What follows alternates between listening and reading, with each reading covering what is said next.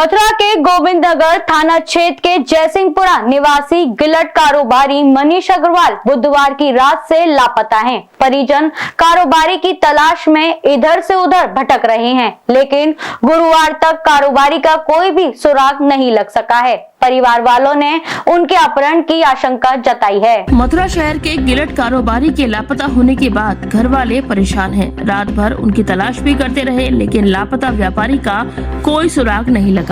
परिजनों ने अपहरण होने की आशंका जताई है और गायब व्यापारी मनीष अग्रवाल की गुमशुदगी दर्ज कराने के लिए पीड़ित परिजन शहर कोतवाली और गोविंदनगर थाने के चक्कर लगाते रहे, लेकिन थाना गोविंदनगर और कोतवाली पुलिस सीमा विवाद में उलझा रहा।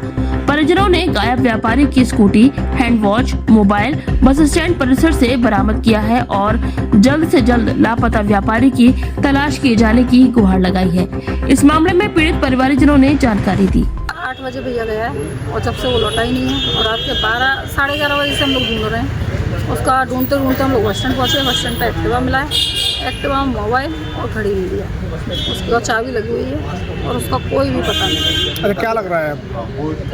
कुछ कह नहीं सकते, समझ में नहीं आ रहा। उसका एक बस मैसेज मिला है कि मुझे कुछ भी होता है तो डॉक्टर अनुराग जिम्मेदार होगा।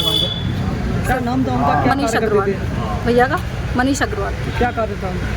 कार्य गिलट का करता। आप थाने पहुंचे हैं, थाने में क्या कार्रवाई हो रही है? थाने वाले पे कोई कार्रवाई नहीं हो रही। FIR ही नहीं हुई। अग्रवाल है, मैं हालनगंज कच्ची सड़क का निवासी हूँ और मेरे चाचा का लड़का मनीष अग्रवाल गिलट व्यवसायी हैं। उम्र करीब 36-37 साल होगी उसकी। वो कल रात 8 बजे से घर से निकला है और जब से उसकी कोई खबर नहीं है। और रात से ही हमने जैसे रात को घर नहीं पहुंचा, वो लेट हो गए, 11-12 बज गए, तो हमको चिंता हुई।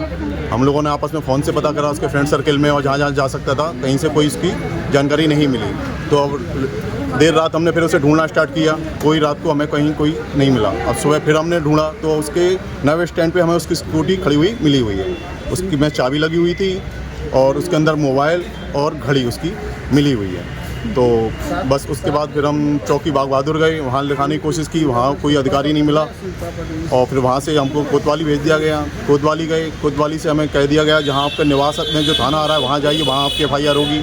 यहाँ आ गए गोविंदनगर, यहाँ भी कह दिया गया कि जहाँ स्कूटी मिली है वहाँ क्षेत्र में आपकी FIR होगी, लेकिन कहीं कोई कार्रवाई नहीं हो रही। क्या लगता है आपको? क्या प्रथम दृष्टया मुझे तो ऐसा महसूस हो रहा है कि इसका कोई लेन देन का मैटर होगा किसी के साथ।